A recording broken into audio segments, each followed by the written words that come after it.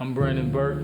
I'm an artist on the song, rapper. I remember one particular moment, man, where everything changed for me because I had all those moments where I call them like popcorn prayers. Where I would pray these quick prayers, God get me out of. I got a handful of those. I had an illness for like 7 years of my life. It was a rare illness. Only like 108 people in the whole United States had a similar case. That illness kept me in the hospital for 2 weeks at a time. And I was in there like every 4 to 5 months. When I would get sick, I would have boils from the top of my head to the soles of my feet. Just break out all over my body. And they would literally have to put me in like a bed full of ice. And I would have to sleep in that. When these episodes would happen, you would never know what was going on. I remember being in my room like a week straight, just sleeping, having 105 temperature, just really giving up on life. One night it was like 3 in the morning. I'm tossing and turning, just restless. There was a song that my mom and them used to sing in church that for some reason was just playing in my head.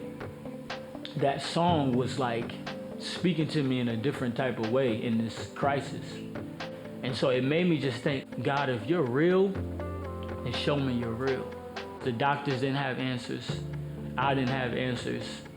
And this was like my first time turning to God. So I remember going in my bathroom and just out of desperation, just start singing this song, feeling like awkward, feeling like, yo, this don't even make sense. Why are you even doing this? Like, God ain't gonna hear you. Just all these crazy thoughts in my mind, but there's a desperation in me that wants it to be real.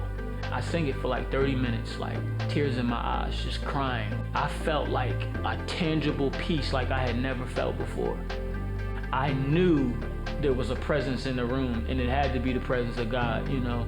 I remember going to sleep, waking up, calling my mom and telling her like, listen, hey, I've been sick.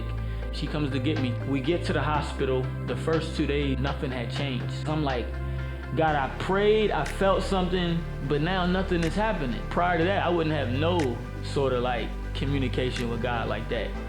But that experience was so real that it made me start communicating to him. 3 days into it, and I'm sitting on my bed in the hospital, and I felt like God spoke to me and said, will you trust me with your life? He reminded me of all the times in the past where I had prayed like little prayers, like, yo, God, if you get me out of this, I never do it again. It was almost like he was saying to me, I don't gotta show myself real to you in this time. Like, I've been wanting you to trust me. Like, I've been wanting you to do your part. I always heard, you know, my mom and them talk about giving your life to Christ, and this was that moment. There was this unknown idea of like, what would happen if I gave my life to you? On the hospital bed in that room, man, I was like, God, I give you my life. An hour later, the doctors come in. And in these new test results, your blood has completely changed. Like, this exceeded what we've ever even seen for you when you was healthy. I think that's why this song really means something so much to me, because I think all of us are at different stages in life, and we're all going through different situations and circumstances, and all of us are searching for answers. And the answers sometimes are not easy to come by. If you intentionally have that relational time with him and you're building relationship with him, it's easier to recognize his voice in those moments.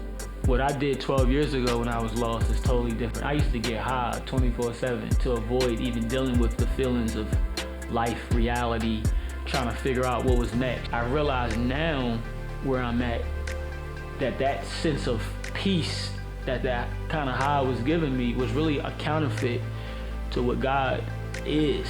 He is peace. You know, I think about even then, like getting high wasn't changing the situation. It was just making me feel better about where I was. I recognize that as a counterfeit. When I'm lost now, I trust him because he gives me that same sense of peace that's real. The only thing it costs me is to have faith and trust in him. With that peace comes revelations and understanding that change everything about who you are. Sometimes it's not about just what we're trying to do. You know, it's about who we're becoming. I used to think it was all about what I wanted. Now trusting him is about who I'm becoming.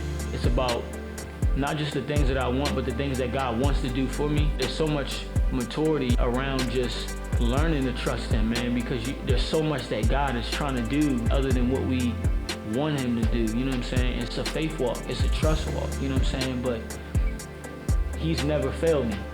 Whatever he's trying to do in your life, if you have faith and trust him in it, he's going to see that through, and he's going to see you through the whole process of it.